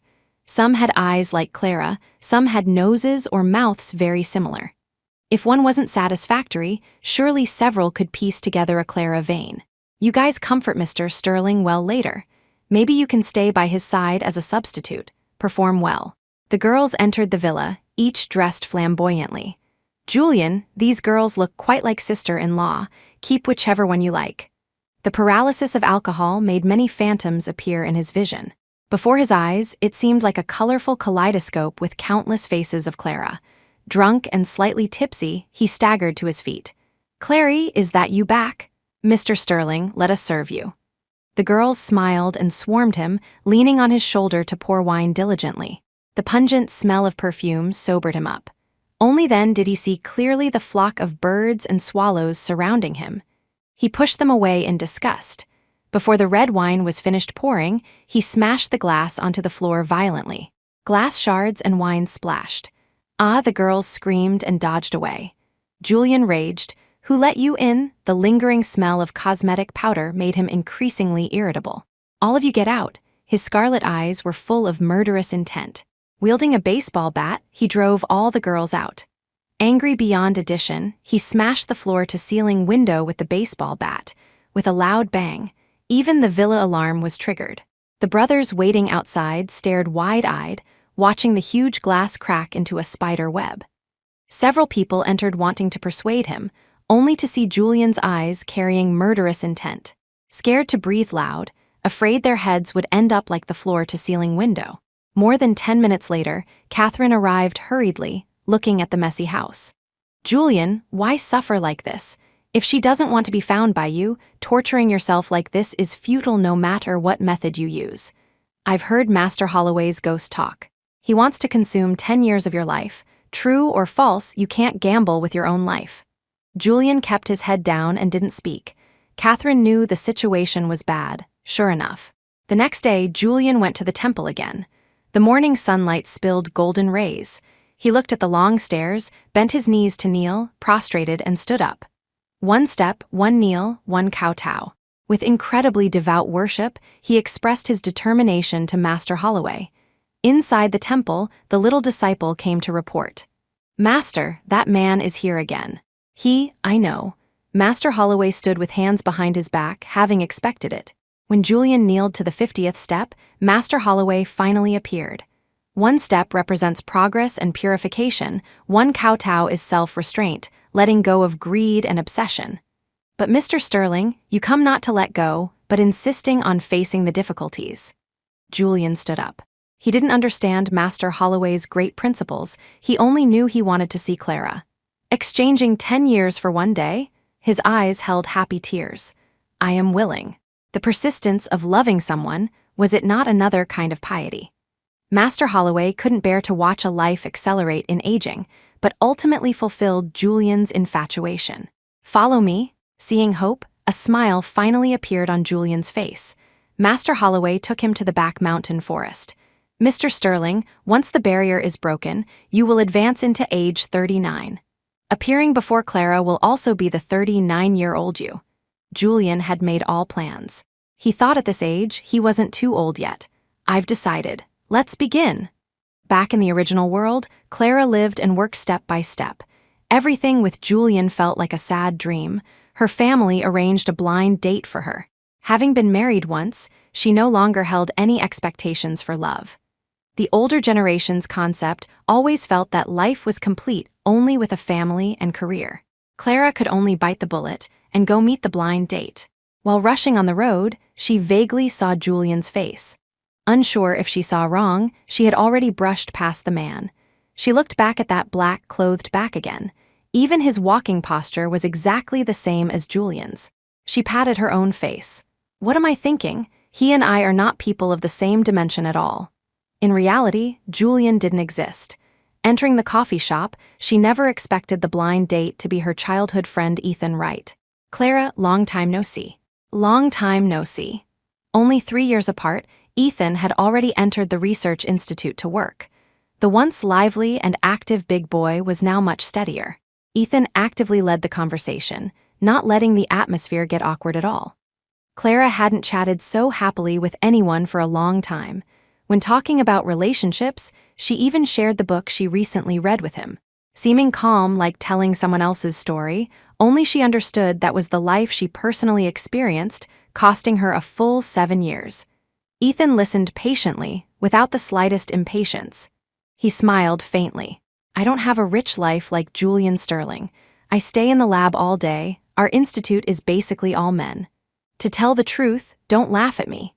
If not for meeting you today, I haven't spoken to a member of the opposite sex for a long time. Ethan scratched his head, cheeks slightly red. Clara was amused. Julian watched all this from a distance outside the window. The two ate hot pot, and Ethan drove her home. Clara, I was very happy tonight. Hope there's a next time. Good night. She smiled and turned into the neighborhood. The streetlights were dim. Suddenly, a tall figure appeared before her eyes. It really is you. Under the dim yellow light, Julian stood in front of her. While Clara was in disbelief, she was pulled into his arms, warm lips gently grinding over hers. Don't touch me, Clara pushed him away hard and slapped him. His appearance caught her off guard. Julian's face, turned by the slap, slowly faced her straight. Clary, I'm sorry. I know everything. He lowered his head in self-blame. I'm sorry. As soon as he appeared, those sad memories flashed back in her mind. Clara calmed her mood and wiped away tears. How could you find me? Julian told her the reason, but didn't mention a word about it costing 10 years of his lifespan. Since you appeared, I also have my own emotional choices. Clara was just worried about how to get rid of him when Julian told her he could only stay in this world for 1 day. She was skeptical, but remembering her own experience, felt it wasn't impossible. Are you sure you can only stay for 1 day? Julian knew she didn't want to see him, nodding in heartache. Knowing the answer, Clara finally breathed a sigh of relief. Clary, I just missed you too much and wanted to see you once. It was getting late. She was anxious to go home. Without you, I live very well. You've seen enough, go back quickly. She quickly bypassed Julian to leave, but the man followed unwillingly. Clary, I know I have no way to ask for your forgiveness, and I don't know how to make it up to you. Going through untold hardships just to see you for 1 day, I have never felt so powerless. I don't even know how to fight for a chance again. Seeing you on a date with another man, my heart hurts, but I can't fight for it, can't do anything. I missed the chance when you ran to me, and now I can never step into your world again. When I searched desperately for you, I realized, we are forever impossible. Clara stopped abruptly, looking at the wretchedness and helplessness in those eyes in the dark night. He took the pair of rings off the necklace, knelt on one knee, and looked at her sincerely. I had someone remake the male ring. Let me put your half on you one last time, okay? Julian Sterling, her face turned cold. Put away your deep affection. I don't love you anymore. Julian held the ring. Knowing she would refuse, he was still happy that she lived in a happy world. Even using 10 years to exchange for this moment today, he felt it was very happy, very worth it. He lingered, unwilling to leave. Clara was afraid he would come again and said grumpily, Last time meeting. I hope you don't appear again. This troubles me greatly. To put it bluntly, I don't want to see you again. Not allowing him to speak again, she went upstairs without looking back. Clara entered her bedroom and stood by the window. She could still see Julian standing downstairs. She drew the curtains in annoyance. Before long, it began to snow outside the window. Under the streetlight, the man stood tall and straight. Snowflakes fell on his hair. He looked at her window. The curtains were tightly closed and never opened again. Her world completely closed the door on him. He guarded downstairs until the last second of time. When Julian opened his eyes again, he was back in the forest. Master Holloway was right in front of him. Mr. Sterling, your wish has been fulfilled. Let go of the obsession and live well from now on. Julian opened his hand, looking at the pair of rings in his hand. When forced to return, he actually felt it wasn't enough. There was a new partner beside Clara. Besides envy and jealousy, he also had worries. Will that man betray her first after being deeply affectionate like him? Upon leaving, he realized he had so many things he hadn't exhorted her about. He also discovered that kind of longing was ingrained in his mind, difficult to forget. "Master, I want to go one more time. Please, help me one more time," he begged with red eyes. Master Holloway couldn't help frowning. "Mr. Sterling, this is your ending. Consuming 10 years of lifespan again and again is meaningless." "No, it is meaningful to me. I can accept someone else beside her replacing me, but I can't watch her be deceived." Master Holloway said, "That is her world, unrelated to you." Suddenly awakened, his chest stung faintly. Yes, unrelated to him, but he was unwilling. Thinking of the day just experienced, he became more uneasy. How could Clara get in someone else's car with peace of mind? How could she talk about everything with someone else? He fell into contradiction, afraid she wouldn't live happily, yet afraid of being let go by her. "If I'm 49, there will be obvious changes on my face, right?" Master Holloway could see he still wouldn't give up. "Yes, the skin will be slightly loose, but the temperament will be more mature. Going to see Clara as a 49-year-old, even she will see your changes. If maintained well, traces of time won't be obvious, but the temperament will definitely change." Julian smiled. 7 days later, I'll come find you." Master Holloway knew that once the barrier was opened, Julian would likely exhaust until the last 10 years. Julian returned home. Catherine, who had worried all day, finally breathed a sigh of relief. Only her son's appearance had some indescribable changes. There were faint, fine lines on his skin, though not obvious. "Mom!" Catherine understood something immediately. "You saw Clara?" Julian didn't answer. The reason he chose to appear before Clara at night was fear she would discover his changes. Fortunately, the streetlights were dim and she noticed nothing. Catherine held back tears. "Julian, promise me. Having seen her, let it go." Julian remained silent. He went back to his room. Looking at himself in the mirror, it turned out his 39 years didn't age much, only inconspicuous fine lines. For the next week, he groomed his face daily, looking forward to the second meeting with her. He tried hard to maintain, hoping the 49-year-old Julian wouldn't make Clara feel the change was abrupt. Opening the wardrobe, he chose the black suit Clara liked him wearing the most. This was his last meeting with her as Julian Sterling. He prepared formally to exit from her world, the temple. He wore the suit, handsome and spirited. Master Holloway reminded him, "Mr. Sterling, say goodbye to the 39-year-old you. Seeing Clara again, it will be your 49-year-old face. Hope you are still this dashing." "However, really no regrets?" Julian smiled. "No regrets." Morning. When Clara woke up again and opened the curtains, she discovered the snow outside was very thick. Julian's figure was long gone from downstairs. There was only a snowman wearing a red scarf facing her window. Only when Ethan drove a Chrysler to pick her up for work did she know, "You built the snowman?" "Otherwise," Ethan joked. "Did you think Julian Sterling made it?" Clara's hand pulling the seatbelt paused, her smile disappearing. Ethan realized he misspoke and hurriedly explained, "I was joking, just. The story you told me, it's okay." She shook her head with a smile. She was too sensitive. "Thank you for driving me." Ethan's cheeks blushed slightly. "With such thick snow, your car isn't convenient to drive. I thought I'd send you." Clara could feel his care, and Ethan also understood her protective shell. Getting out of the car, he handed over breakfast. "Bought a portion for you too. This place's sandwich is not bad." She accepted it with thanks. "I'll pick you up after work." Afraid she would refuse, he added, "We are on the way." Clara knew it wasn't on the way. The research institute where Ethan worked and her company were north and south. Not allowing her to say no, he had already driven away. Another few days passed. Clara had just finished a company dinner and returned home a bit late. She was on the phone with Ethan. "No need to pick me up. I hitched a ride with a colleague, already at the neighborhood." Good night." Putting down the phone, looking up, that familiar figure stood under the streetlight again. Clara's eyes widened. Only this time Julian didn't rashly hug her. He just stood there, gazing deeply, facing the dim light. She knew it was him, but felt the person in front of her was different from before. "Julian Sterling?" She was even somewhat uncertain. "How come you?" He walked toward her. Before coming, he sat in front of the mirror and looked at his 49-year-old self repeatedly. Although there were traces of time on his face, his temperament was more mature and steady. There were changes, but not abrupt. He raised the corners of his lips. "Do I look a bit haggard?" Clara couldn't say. In the past, she had thought about growing old with him, imagining the age stages they would go through. The current Julian seemed to be in his 40s, looking like what she imagined. She should have been annoyed, but at this moment couldn't say it. Her heart was messy. "Didn't you say you can only stay for one day? What tricks are you playing exactly?" Julian maintained a gentlemanly distance throughout, afraid of causing her more disgust. "My coming this time is really the last time. Are you annoying or what?" Thinking of the harm she suffered, Clara was extremely troubled by his entanglement. "If it's because of the pregnancy, you blame me for not telling, then I am truly wronged. I mentioned to you that you should go for a checkup.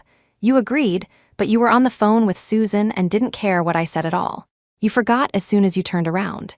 Julian's eyes turned red. "Clary, I'm sorry. I don't want to hear any apologies. I just hope you don't appear again. I can choose not to hate you, but I will absolutely never love you again." Before coming, he had prepared words, but at this moment, lips trembling, he couldn't say a single sentence. Clara said with a cold face, "I tried very hard to leave you. I beg you, stop forcing me to think of ways to hide from you. Set me free. I don't care what method you used to come to my world. I don't want to have anything to do with you anymore. In the future, I will meet new people and just want to live a plain life." "Are you talking about Ethan Wright?" He finally couldn't hold back. "I came this time just to tell you, don't give your whole heart to anyone. Regardless of whether you will be with him in the end, I hope you are happy, and I also hope you don't get hurt in relationships again." Hearing this, Clara sneered. "Right, people like you indeed aren't worth a whole heart. I will definitely remember, but please also remember, don't appear in front of me again." Clara went upstairs resolutely. Julian's hands were trembling. He almost couldn't hold the pair of rings in his palm, letting them slide to the ground. Meeting like this for the last time, there were too many words he wanted to tell her. But she didn't want to hear his voice anymore. Julian stood under the streetlight, heartbroken. Unable to salvage, unable to compensate, only deep powerlessness and self-blame remained. He dared not open his eyes. For such a hard-to-get day, he didn't know how many chances remained. "Mr. Sterling, don't try again." Master Holloway's voice pulled him back. Traces of tears still hung on Julian's face. His longing for Clara only increased, not diminished. "If I'm 59, what will I look like?" he choked up. Master Holloway sighed lightly. "At 49, you already have a few gray hairs. Save some of your remaining life and learn to let go." Julian simply couldn't listen to his great principles. He intended to go one more time, but Catherine urged him home to deal with trouble. After being scolded by the whole internet, Susan couldn't find a job and couldn't support her daughter at all. Even if scolded, she took the child to Stream, publicly talking about how Julian couldn't withstand temptation and cheated with her, saying he set up a deeply affectionate persona all for company interests. How wild Julian played behind the scenes, making her cosplay various roles in bed. Julian's esports company was hugely affected. The team competition scheduled for next month was also disqualified by the foreign organizers. Company stocks slid for days. His streaming company was an industry leader. Many competitors hoped he would make a fool of himself. This time the board united, asking him for an explanation. Some directors even asked him to hand over shares, give up his position, and withdraw from the company. Catherine saw Julian, who had become increasingly haggard overnight, feeling anxious and pained. She couldn't watch helplessly as her son used abnormal ways to accelerate aging. "Julian, Mom begs you, handle the company matters well and stop going to see her." Julian lowered his eyes. "Mom, I will leave enough money for you." "Julian," he strode away, ignoring how Catherine shouted behind him. Catherine was so angry she almost passed out, clutching her chest and coughing several times. The huge conference room was tense. As soon as Julian appeared, everyone was surprised. No one dared to believe what the previously young face had gone through to become so aged and steady. Even while being impeached by the board, he showed no surprise. "My mistake, I bear it. Whoever is willing to fund the purchase of my shares, I, Julian Sterling, am willing to leave the board." Many people hoping to rise signed agreements with him on the spot. Julian transferred all the transferable companies under his name. Susan hadn't expected that for Clara. He abandoned power and only kept money. She felt angrily that it was unfair. Why could this heartless man, even if boycotted by the whole internet, still possess endless money in the end? While she hid in a damp basement with her daughter, living a hard life every day. Also having to be scolded as a slut by the whole internet and insulted as a crab woman. Late at night, in an alley, she wore a black tracksuit, covering her face, and walked toward Julian head-on. Julian was on the phone with executives, doing the final handover. Suddenly, a knife stabbed fiercely into his body. Julian fell in pain. He pressed his abdomen tightly, blood flowing non-stop along his fingers. The person in black ran away quickly. The spot where he was once heavily injured was stabbed a second time. Fortunately rescued in time, Julian kept his life but lost a kidney. At that time, the belief supporting him to live was seeing Clara for the third time. Based on the location of the injury, Julian judged it was done by an acquaintance. The police quickly found clues and locked onto Susan. Susan, enjoying the pleasure of revenge, was in the basement feeding her daughter like nothing happened. She thought that Allie had no surveillance, so she could escape legal sanctions. Little did she know the dragnet of the law was wide. She was arrested by the police. For her unrepentant hatred, Susan would suffer 5 years of prison time. And her daughter Daisy, because the biological father was unknown, was sent to a welfare home. Julian's 49-year-old body taking this knife required a long recovery period. Catherine felt sorry for her son, guarding his bedside, instructing bitterly, "Julian, recover well. Forget some things and some people." Julian didn't answer. His pale face gazed quietly out the window. He once said only death could separate them. When he recovered a bit, he was going to see Clara again. To guard her one more day, even just one more day, was good. Julian cooperated while eating the nutritious meals Catherine made. Finally, feeling his body recovered enough, he immediately went to the temple to find Master Holloway. Seeing the news of his injury, Master Holloway hadn't expected Julian to still be so persistent. "Help me. I just want to use my limited life to guard her one more day." Master Holloway reminded him, "Because of this knife, your lifespan is reduced. At 59, you will age a lot." Julian smiled, thinking about seeing Clara again, even if just silently looking at her. "It doesn't matter. I won't meet her face to face this time." Having met Julian the second time, as long as it was night walking that inevitable road, Clara was on tenterhooks. Ethan thought she was being stalked and sent her home every day. A month passed. Determining Julian really wouldn't appear again, she dared to walk that road alone. A drunkard rushed out from somewhere, suddenly blocking her way, approaching her with frivolous eyes. Little beauty, going home alone. Let Big Brother love you. Clara subconsciously wanted to run. The drunkard grabbed her hand and took the opportunity to hug her. "Help! What are you doing?" Before the alcohol-reeking mouth could land. Bang! A fist smashed fiercely onto that person's face. She saw a man wearing a mask punching the drunkard again and again, until that person begged for mercy repeatedly and scrambled away. Clara was really scared just now. She clutched her nervous chest. "Thank you so much." Julian pulled down his baseball cap low. He didn't want her to see his 59-year-old appearance, nor did he hope to be called uncle by her. The man opposite nodded. Clara felt this person was weird, inexplicably familiar, yet inexplicably strange. "Is it convenient to ask your name?" Seeing the man distant and silent, she immediately said, "I just want to thank you for saving me tonight." Julian suddenly spoke. "Why didn't your boyfriend walk you?"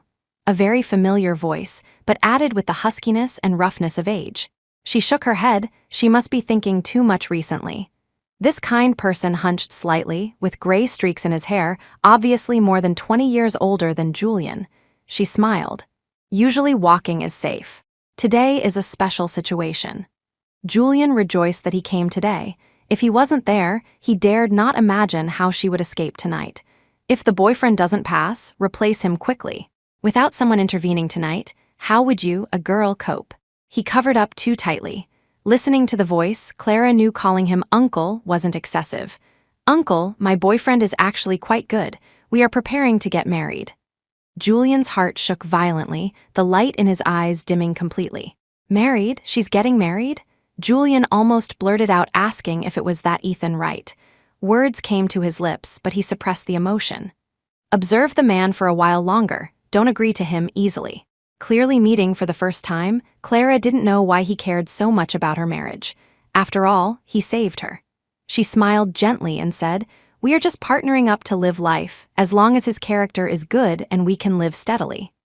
Julian's heart was fiercely touched. Because of him, did she no longer expect love? "Where do you live? I'll walk you to the door." "No need, uncle, just a few steps left. Thank you so much for today." Julian watched the direction she left. She suddenly turned around, leaving him a brilliant smile.